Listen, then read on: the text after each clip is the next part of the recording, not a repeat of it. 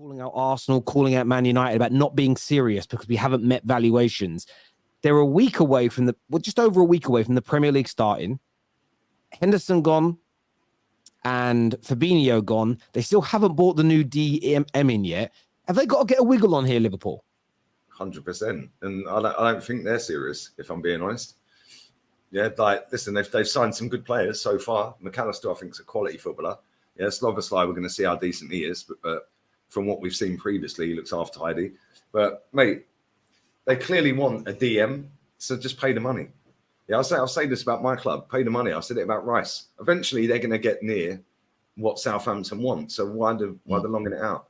Yeah, like you said, a week before the season starts, you'd think that they'd want their players in as quick as possible to get them bedded into the method and the style of play that Klopp wants. Yeah. By longing it out, they're making themselves worse because they're going to go into the start of a season without a DM. Yeah, and that's no good for anyone.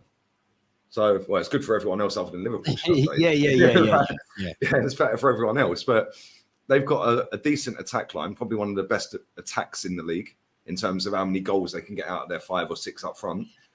But their midfield's been a problem for time. And they've got rid of Fabinho and Henderson, but I don't think they've brought enough in.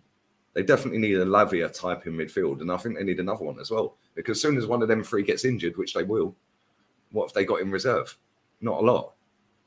So, yeah, I don't think they're serious. Listen, Liverpool ain't been serious for a long, long time, mate. Yeah, and I wouldn't say overachieved because he's a good manager, but he did very well to keep them going year in, year out. Obviously, they didn't win it every year, but they've won all the cups domestically. They've won the Champions League. They've won the Premier League. But they've never built on that, and they've still not built on it. Yeah, if you go back to when they won the league, the team they've got now is worse. Miles worse. Yeah, they should have built from a position of strength. Instead, they ain't because they ain't serious. And Klopp is literally just morphed into a puppet for the ownership. Some of the stuff he comes out with in press conferences is crazy. Well, I was going to ask you about that. This tweet came out today from Kurdish, who comes on the football terrace quite a bit. And he said here that we went from Enzo, Jude, and Caicedo to Thuram and Kone to Lavia and some random kid in Brazil. And now they're telling us to lower our standards even more. Best part of it, I'm sure the fan base will compliment them on being shrewd. Big up FSG. I was going to ask you, like, you're someone that's quite outspoken about Ten Hag and Arteta being sort of puppets and that they should demand more. I assume with what you said, you think the same about Jurgen Klopp, that he's actually doing Liverpool fans a disservice by putting up with the underinvestment in his squad. 100%. He should be calling the club out. Yeah, he sat there talking about Mbappe or something yesterday. I think it was yesterday, saying that, oh no, we're not on that financial level and blah, blah, blah. Mate, you're Liverpool Football Club. Yeah, you should be looking at players like Mbappe. Yeah, and that Kurdish tweet right there, absolutely spot on. Yeah, like Klopp should be sitting there calling the club out. Yeah, but the problem is because so many people are emotionally invested into Klopp because of what he's done previously, they'll just listen to what he says and go with it. Yeah, that tweet's spot on, absolutely spot on. Mate, we had this with Wenger for years. Yeah, oh, but it's Wenger. And they blindly back lowering of standards gradually over time. And eventually what happens is you go 20, 30 years without a title. Yeah, which is what Liverpool have done previously. Mate, they ain't going to win the league next season. Yeah, the season coming up, no chance. Yeah, because they haven't done enough to get there. Yeah, they might do well in Europa League, but that's it. They ain't going to win the league. No chance. Yeah, and the thing is, when you lower the standards constantly every single year, more and more people get invested into that lower standards, and now it's like a domino effect. Yeah, it spreads like cockroaches. Yeah, and eventually next year it'll be the same again. Then it'll be more people are joining, and all of a sudden he'll be there for another 4 or 5 years without winning anything. Mate, listen, I think they've done. This is a crazy thing. This was a picture that was put into a tweet just 6 months ago by Liverpool fans. And they were expecting Caicedo, Bellingham, Enzo. That was what they were expecting. Now, I think McAllister, Soboslai, and Lavia are good players, very good players, and they can develop into a brilliant midfield. But the drop off and this wasn't Liverpool fans going, oh, maybe. This was what they expected, was that level of signing. It had almost been promised to them by the way they kept on sort of kicking the can down the street in terms of we'll invest soon. I think they're going to do a pretty good job with the midfield. The problem is they haven't improved the back line. And I think Liverpool fans are deluding themselves into believing that Van Dijk's going to get back to his very best. He's going to continue to decline from this point. I'm not yet convinced by Konate. I'm really not. Matip is over the hill and finished. Gomez isn't good enough. We know when it comes to Trent, when he's on the ball in the middle and attacking, one of the best playmakers in world football. Defensively, there are problems. And there's question marks over Robertson's future. Will he maintain? You got to remember that they were so good for 5, 6, 7 years, this team. It's hard to maintain that. They haven't invested yet in the back. They haven't looked to improve those areas. And I still think, and we'll be doing predictions on the Football Terrace next week, they're still in and around top 4 to top 5. I still think they'll make the Champions League, Liverpool. But that's a failure of a season by the standards that they got to under Klopp. And Klopp developed a team when they won that Premier League, and the year before were European champions.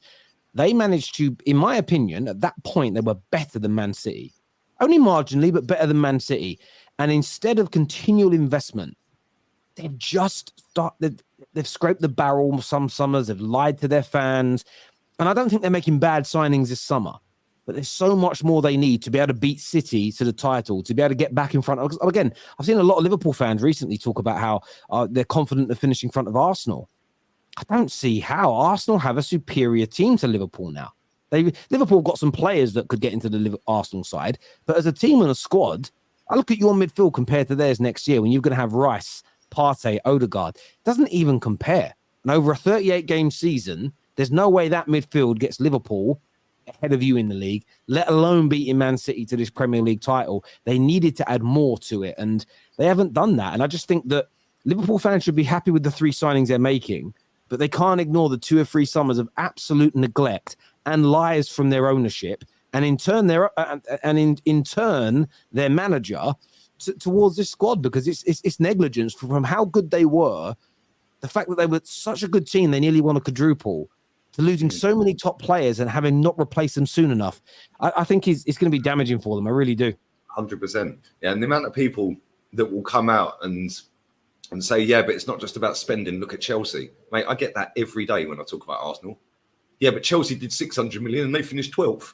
Yeah, and what? Nobody's talking about Chelsea, are they? Yeah, we're talking about Liverpool not investing enough. Just because Chelsea have gone and blown 600 million quid doesn't mean that if Liverpool did 600 million, they would get it wrong as well.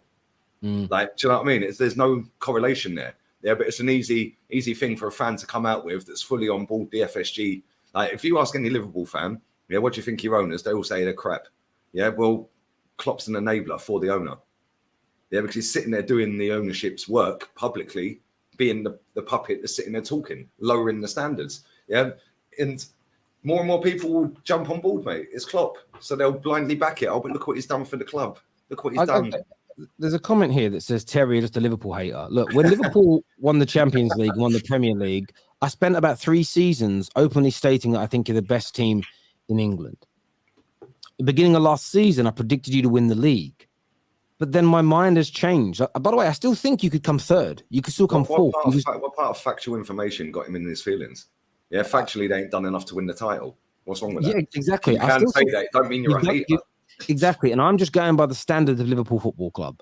And you haven't dropped off and had the worst decade in 40 years, or the worst 2 decades, if you look at Arsenal up until now, probably in your club's history, or at least that I know about.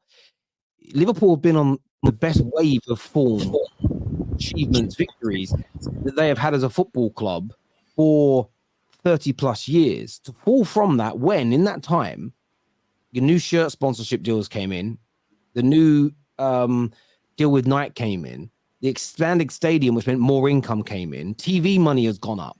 For all these things to happen and for you to fail to invest, Liverpool fans should be calling this out 110%. It's not hate on your football club.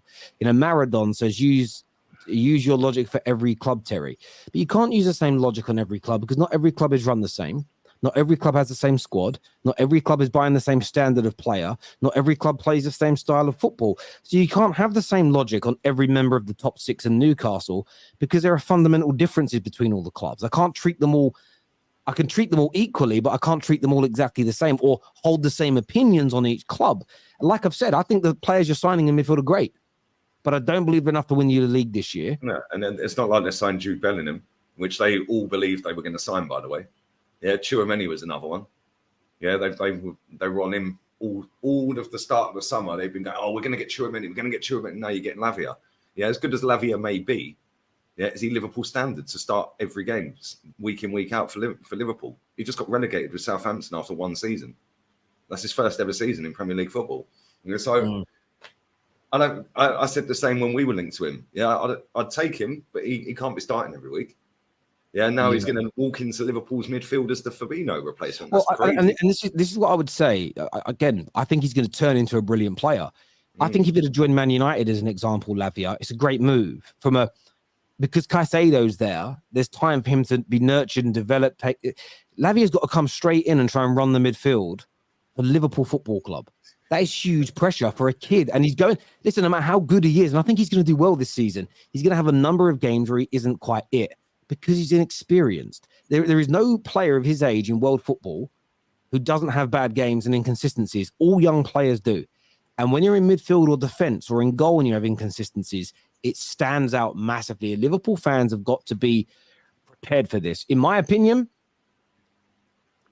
without replacing his experience, they shouldn't have allowed Henderson and Fabinho to go. And if they did, they've got to spend on that. They've got to go out and buy a more experienced midfielder. You know, Man United are trying to get who they should have gone and got is Amrabat, or maybe they still will. You add an Amrabat to that team, different scenario, experience, top quality, good on the ball, enables Lavia to go through some poor patches, and you've still got quality to come in. Because if Lavia's going for a poor patch, who they got? Bajcetic, who's just as inexperienced, you know. But Ron says, spot on, lads. What's worrying is once we get a 6, that's it in my opinion. I can't see us signing a centre back, which would be tragic.